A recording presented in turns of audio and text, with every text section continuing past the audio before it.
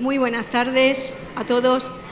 Muchas gracias por acompañarnos una tarde más a la presentación, esta tarde de las obras de quien tengo el gusto y el placer de acompañar. La verdad es que se podrían decir muchas cosas de ella, sobre todo cuando alguien extremeña como ella tiene ese bagaje profesional, cultural y como escritora, pues ya digo, y sobre todo cuando le he dicho hace un momento, juega en casa, la ciudad de Badajoz te da la bienvenida y te acoge pues con los brazos abiertos. Ella la conocéis bien porque además habéis podido estar un ratito con ella. Ella es Beatriz Maestro. Bueno, no solo es conocida en San Martín de Trevejo, donde es cronista, yo creo que la cronista oficial más joven que tiene que haber, no ahora, sino en toda la historia. Bueno, ella es la cronista oficial, pero sobre todo su bagaje literario y cultural se reconoce mucho más allá de nuestras fronteras, mucho más allá de Extremadura, es nuestra de las escritoras más internacionales que tenemos, ya que ella ha triunfado en Estados Unidos y es autora de la saga histórica que se ha convertido pues prácticamente a lectores de todo el mundo que se han enganchado a este tipo de literatura. En el 2018 publicó su primer volumen. Ella ha querido ponerlos, además tenemos alguna sorpresa en esta presentación, con ese Sacrílegus. También ahora presenta El fuego del hereje, esas novelas históricas, ya digo, sobre todo como una buena cronista, con mucha documentación, muy investigada, con una gran labor, yo creo, casi de ratón de biblioteca, cogiendo datos, investigando y yendo detrás del dato oportuno. Yo ya les digo, le quiero dar la bienvenida, agradecerte que aceptaras la invitación del Ayuntamiento de Badajoz para venir, agradecerte también que hayas escrito estos libros porque son realmente sorprendentes los datos. Es verdad que podíamos conocer el tema de la Inquisición, pero ella pues nos descubre no solo datos profundos, sino personajes que a lo mejor han podido pasar un poco por alto. Yo le doy la palabra a Beatriz, que no solo nos hable de esta obra, yo ya aprovecho incluso para que antes de que finalice su conferencia también nos hable de la nueva obra, que a mí me parece muy interesante, que vi algún recorte en prensa en la que ya estabas trabajando en ese nuevo libro, yo creo también con una carga histórica muy importante. Así que bienvenida, todo tuyo y bienvenida a Badajoz. Buenas tardes. En primer lugar, agradecer a la organización y a Paloma Morcillo esta invitación, puesto que es para mí un orgullo estar hoy aquí en la ciudad de Badajoz con todos vosotros, presentando, como bien ha dicho Paloma, esta saga histórica titulada Sacrílegus. Asimismo, quiero agradecer a todos y todas las personas que hoy nos acompañáis aquí, vuestra asistencia, puesto que el simple hecho de estar hoy aquí, en estos tiempos tan difíciles que corren, pues es sinónimo de apoyar la cultura, la historia y el saber. También, antes de comenzar con esta presentación, quiero poner en relevancia este trabajo que hace la ciudad de Badajoz por sacar adelante un evento tan importante como es la Feria del Libro de esta ciudad, puesto que ahora mismo en estos tiempos puede llegar a ser un trabajo bastante duro hacerlo con todas las medidas de seguridad como se está haciendo y bueno, está demostrando que la cultura es segura. Enlazando con la brillante presentación de Paloma, y para los que no me conocéis, quiero comenzar esta presentación hablando un poquito de cómo me sumergí poco a poco en este mundo de las artes literarias. ¿Cuáles fueron mis primeros pasos? Es algo que me suelen preguntar muy a menudo y bueno, así en resumidas líneas os quiero compartir con vosotros que comencé, una vez terminada mi carrera universitaria, por vocación propia a investigar en los archivos históricos de mi ciudad, Cáceres, también por curiosidad, más que por vocación, y bueno, descubrí enseguida que esa era mi verdadera pasión. Poco a poco fui conformando una serie de ensayos y bueno, comunicaciones de investigación histórica que fueron premiadas, entonces este hecho hizo todavía que acrecentara aún más mi pasión por la historia. Llegó un momento en el que decidí pues dar un salto adelante y pasar de escribir pequeñas comunicaciones a escribir ya mi primer libro de investigación histórica. Aparte de esta saga, tengo también publicado otra serie de libros que son ensayos, son obras con base científica, son obras de investigación histórica, como bien ha comentado Paloma. Y bueno, sobre ese sustrato, sobre esa base de conocimiento histórico que yo iba adquiriendo en los archivos, de los cuales pues yo me iba nutriendo, decidí pues que de nada servía toda esa información que yo adquiría de esos legajos tan antiguos que hacía siglos que nadie tocaba y que era yo la primera persona que los tenía entre mis manos. Pues bueno, decidí que, como he dicho, de nada servía tener para mí solo ese conocimiento. Quería que llegaran mis obras al mayor número de público posible. Y claro, la pregunta en ese momento era ¿cómo hacer esto? Pues bueno, gracias a las nuevas tecnologías de la información y la comunicación, mis obras hoy se venden no solo dentro de España, sino también fuera de nuestras fronteras. Y también es un hecho que esto sea así gracias a esta saga que hoy vengo a presentar, puesto que, claro, rápidamente comprendí que un libro de historia pura y dura, por decirlo así, suele abarcar un abanico menor de público que una novela histórica que, digamos, se lee de una manera mucho más lúdica. Entonces convertí todos esos datos históricos en esta saga, en Sacrilegus, que es una saga que desvela los secretos de la Inquisición en Extremadura y que en consecuencia está basada en personajes y en hechos reales.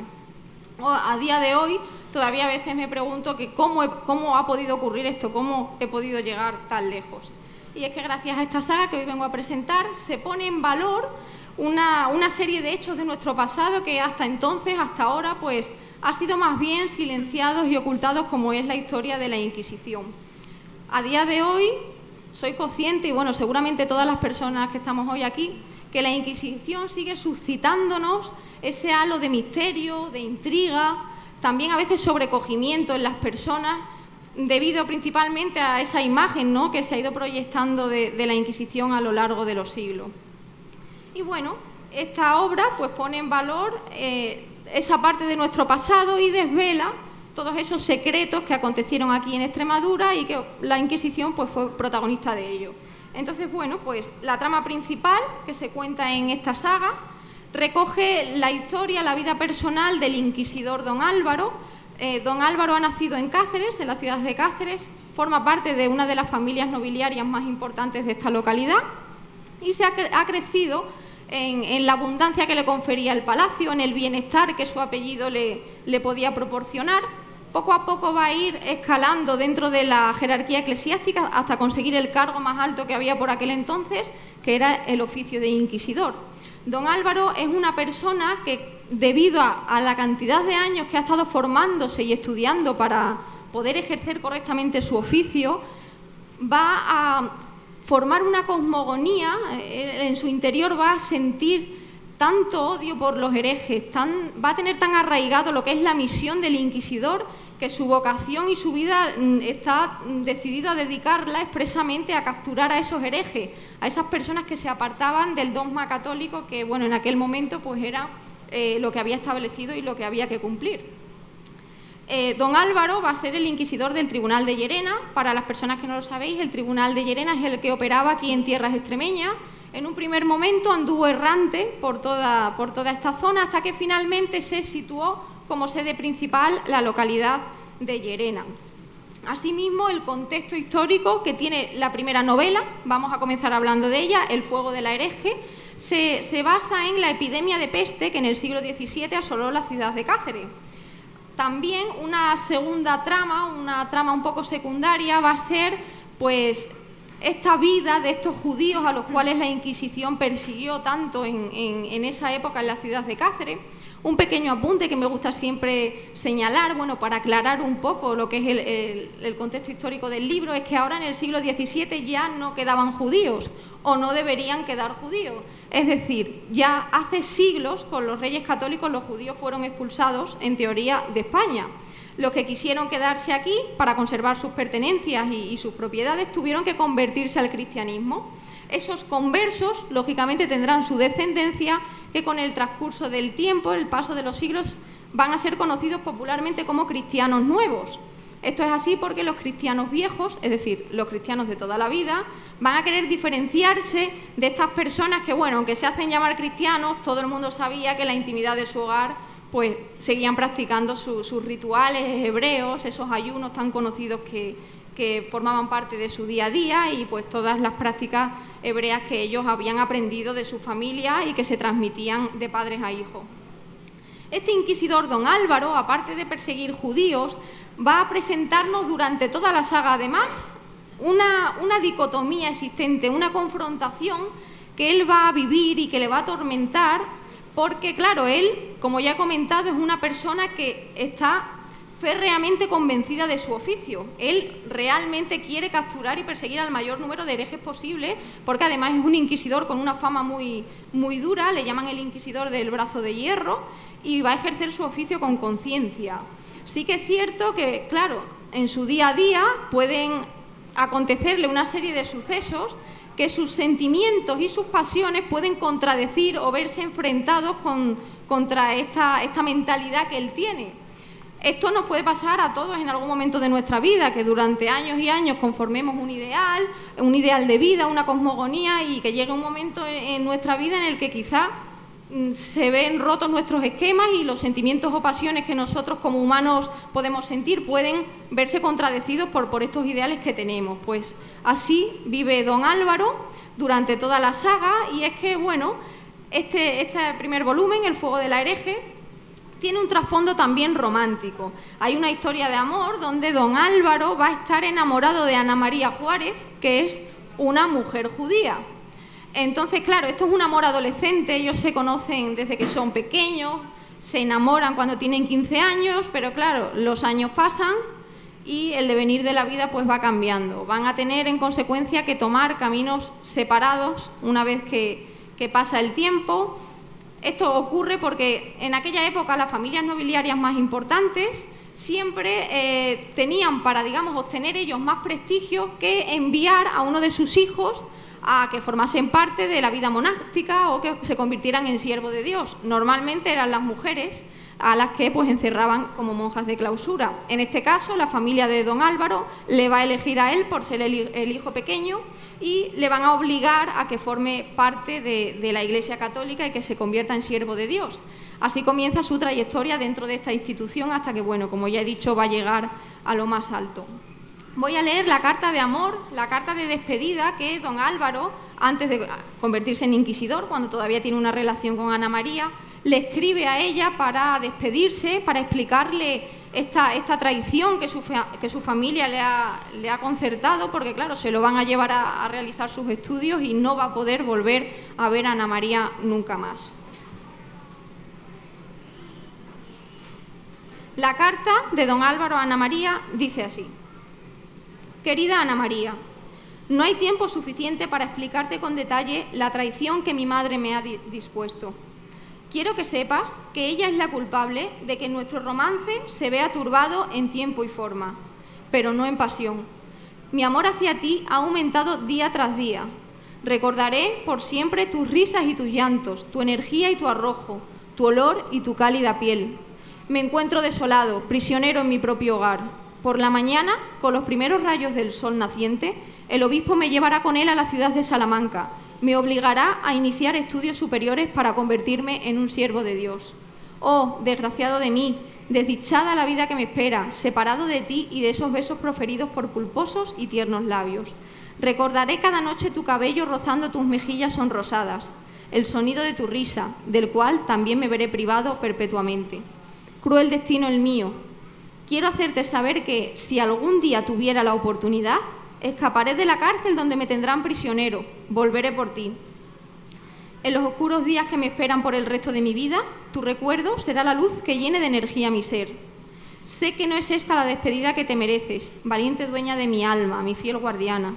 Recuerda por siempre que el fuego ardiente que conforma la ardorosa pasión que por ti siento nos unirá inmortalmente, pues el amor que con torrido fuego se forja permanece encendido hasta la eternidad. Hasta siempre, mi amada Álvaro de Valcarcel y Obando.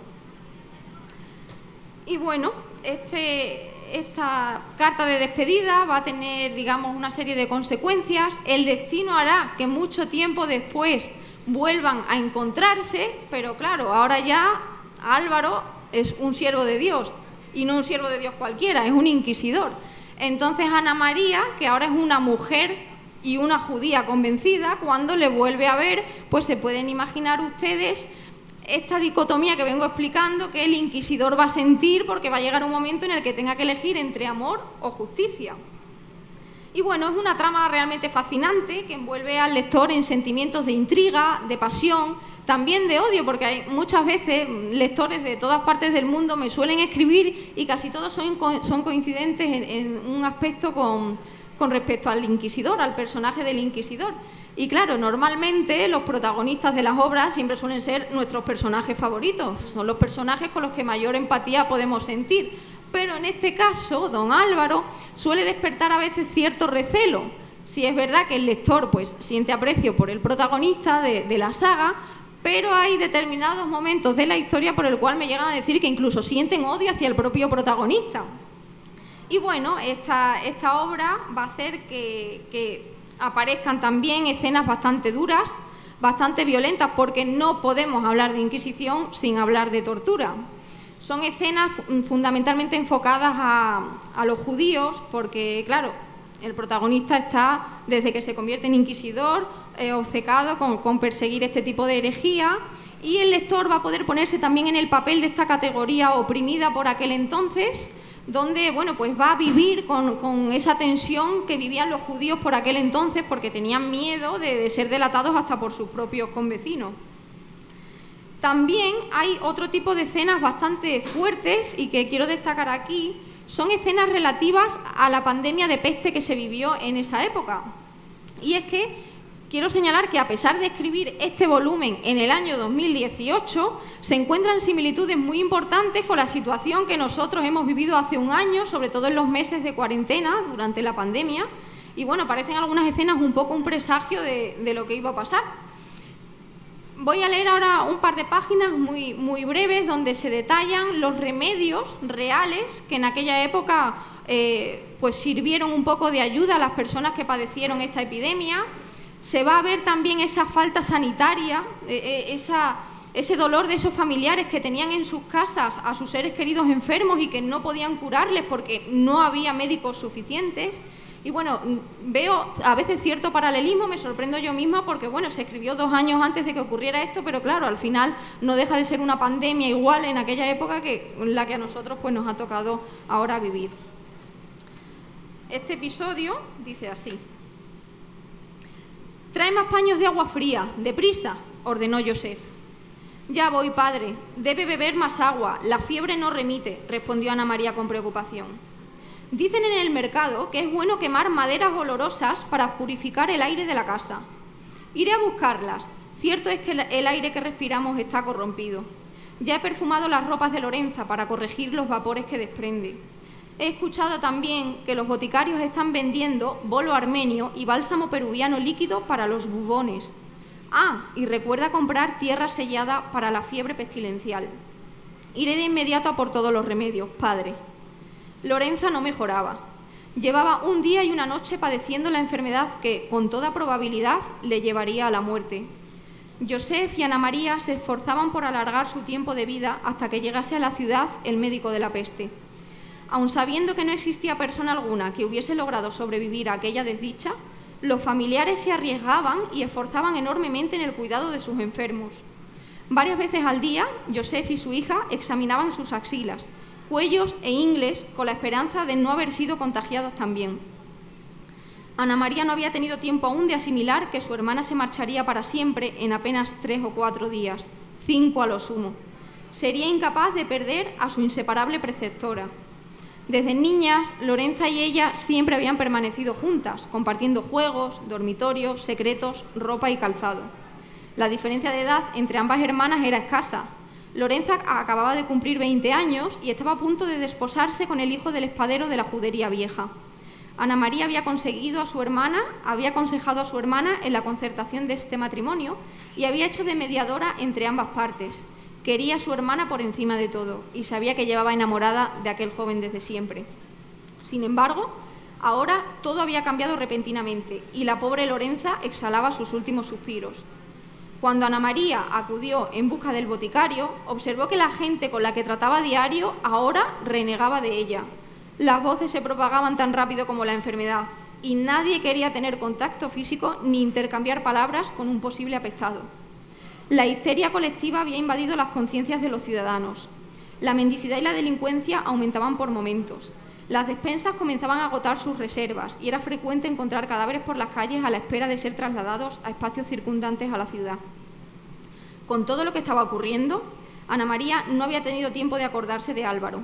El ocaso comenzaba a acercarse de nuevo y el joven estaría esperándolo al final de la estrecha calle donde se localizaba su vivienda. Sin embargo, Ana María sabía que no debía verle, no por ahora, pues era muy probable que ella también estuviera infectada y nunca permitiría que Álvaro fuese víctima del contagio. Tras comprobar la decadencia en que comenzaba a verse sumida la ciudad, la joven regresó a casa con los remedios para su hermana.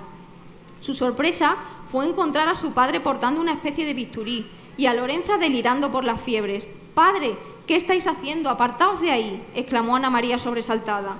Un bubón estaba supurando demasiado. Iba a quebrantarse de un momento a otro. «He tenido que hacerlo. Es la única manera de salvarla. El médico no va a llegar». «Pero las sustancias que de los bubones salen son altamente contagiosas. No debéis hacer eso. Solo el médico de la peste puede». «Hija, ¿es que acaso no lo estás viendo? Tu hermana se muere y el médico no va a llegar a tiempo. No digáis eso, no volváis a repetir eso». Ana María rompió en llanto. Su padre tenía razón. Lorenza no sobreviviría, nadie sobrevivía. Y para empeorar la situación, su padre también podía enfermar de un momento a otro. Se estaba exponiendo demasiado a la enfermedad. Se encontraba totalmente abatida por ese escenario y se sentó en un rincón de la habitación a lamentarse. Bueno, como podéis ver, pues existe cierto paralelismo, como ya he comentado. Vamos a hablar ahora del segundo volumen de la saga, donde, bueno, ahora todo parece girar un poco y es que la epidemia de peste ya ha pasado, pero ha dejado una ciudad completamente desolada, completamente arrasada. Hay hambruna, puesto que los campos de cultivo ya no pueden cultivarse, básicamente porque la población ha descendido tanto que llega un momento en el que no hay mano de obra suficiente. Las despensas de las familias nobiliarias también comienzan a bajar y, claro, llega un momento en el que la convulsión social, política y económica es tan fuerte que la ciudad de Cáceres se va a ver sumida en un momento bastante complicado. Ahora el contexto histórico, al no haber peste, pues lo he enfocado en las luchas nobiliarias que acontecieron en la ciudad de Cáceres. Las familias poderosas más importantes van a unirse en torno a dos linajes y van a enfrentarse por conseguir el poder en la ciudad y poder gobernar la ciudad a su manera. Para los que conocéis la ciudad de Cáceres, pues bueno, la parte antigua se va a ver sumida en escenarios perfectamente detallados donde se ven los conflictos bélicos que van a acontecer.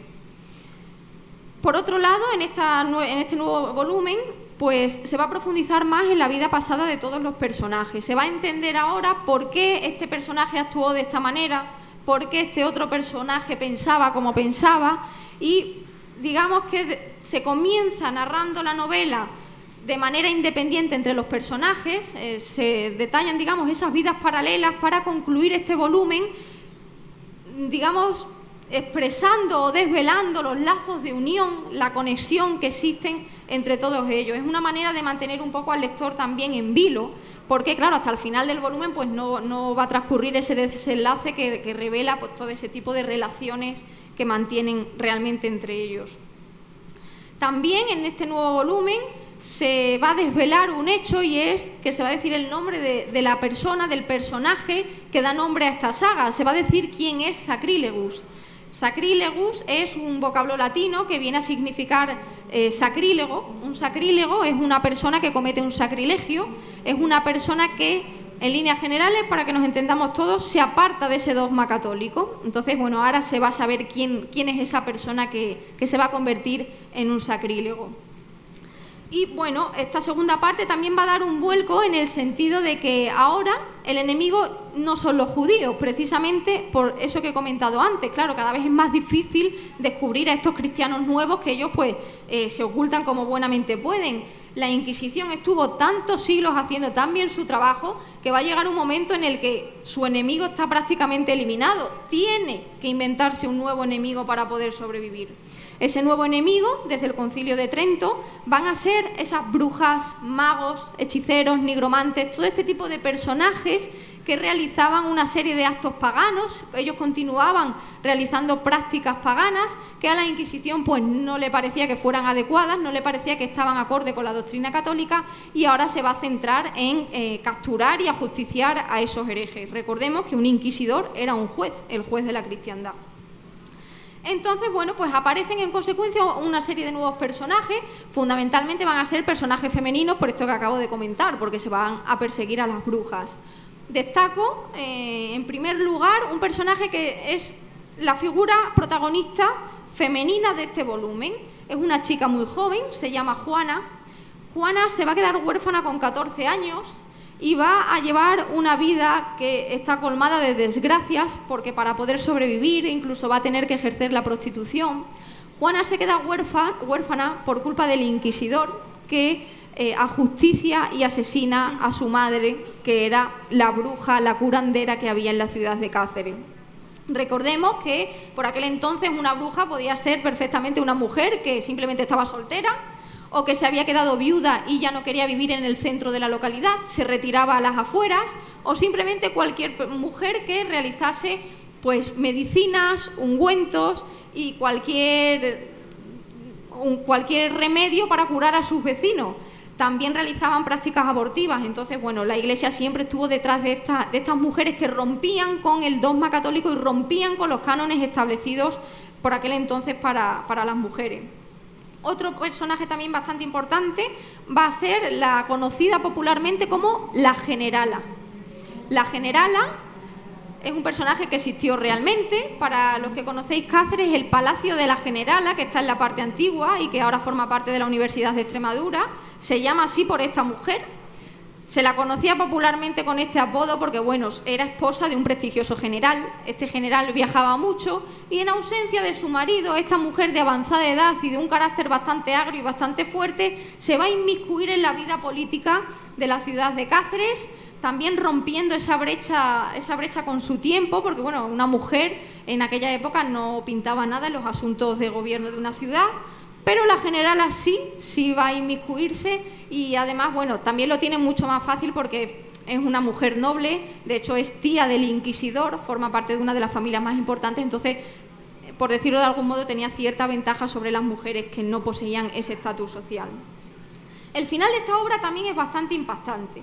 Es bastante impactante, no tan duro como el del primer volumen, pero ahora sí el lector se va a quedar con esas ganas, se va a quedar ávido de poder leer el tercer volumen, que, como ya ha comentado antes Paloma, estoy trabajando en él. Seguramente saldrá publicado el año que viene, porque, bueno, mi dinámica de trabajo más o menos viene a consistir en publicar un libro por año, en la medida que el tiempo me lo permite.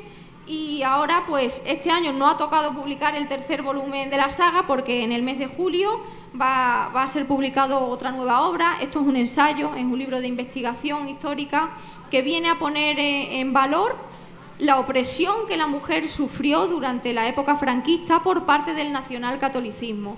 Esta obra lleva por título Con cirios o con palos, y aunque puede parecer que no tiene nada que ver con mi línea de investigación sobre la Inquisición, tiene que ver y mucho. Tiene que ver y mucho porque, bueno, realmente el nacionalcatolicismo, los mecanismos de opresión y más bien de control social que llevó a cabo son exactamente los mismos que la Inquisición estuvo usando durante siglos atrás. Entonces, mi línea de investigación sigue siendo la misma, pero ahora se extrapola a un contexto más reciente, que va a ser la dictadura franquista. También me hace especial ilusión comunicar pues esto que hemos hablado antes, que ha comentado Paloma, y es el proyecto en el que estoy sumergida este año, que es la traducción de mis obras a diferentes idiomas, la traducción de esta saga concretamente. Y, bueno, para mí está siendo un proyecto muy enriquecedor, porque trabajar con traductores de diferentes países, son profesionales que estoy encantada de estar trabajando con ellos, estoy aprendiendo muchísimo, y desde aquí quiero agradecer a Paul Bowen, a Elizabeth Goldberg y a Gerson Aguilar. Este último también ha traducido a portugués un bestseller aquí en España, y para mí ha sido un honor que él esté dispuesto también a trabajar conmigo. Y ahora sí, he dado, digamos, un paso más, y mis obras con certeza se venden fuera también de nuestras fronteras, porque ya por fin están en inglés, están en portugués, están en alemán y ahora en el mes de junio va a salir publicado también al idioma italiano. Para mí es doblemente satisfactorio porque me he involucrado enormemente en esta saga, escribía cada escena como si yo misma estuviera también viviéndola y bueno, los protagonistas al fin y al cabo pues vieron sus vidas turbadas, sus vidas interrumpidas por los devenires de aquella época que muchas veces en la época actual pues todavía no sigue pasando igual. En definitiva, ya para concluir, pues decir que esto es una saga que a cualquier amante de la historia le va a gustar, por ese contexto, esa conjunción Inquisición-Peste que ofrece ese halo de misterio y de intriga también. Y bueno, para todos los románticos, pues la historia de amor entre un inquisidor y una judía, que es como una historia de amor idílica e imposible, pues también ofrece un atractivo sin igual. Y bueno, ya para terminar, quiero agradeceros vuestra compañía en esta calurosa tarde del mes de mayo, ya del cual estamos poniendo fin. Y muchas gracias de verdad por estar hoy aquí conmigo.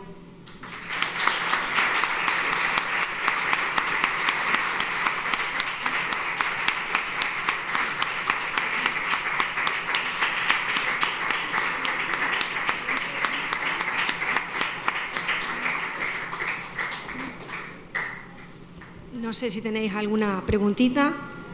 Bueno, pues si no, Beatriz se quedará por aquí, por si alguien queréis charlar con ella y seguir disfrutando, pues sobre todo de su sabiduría y de lo bien que cuenta las historias. Muchísimas gracias. Gracias a vosotros.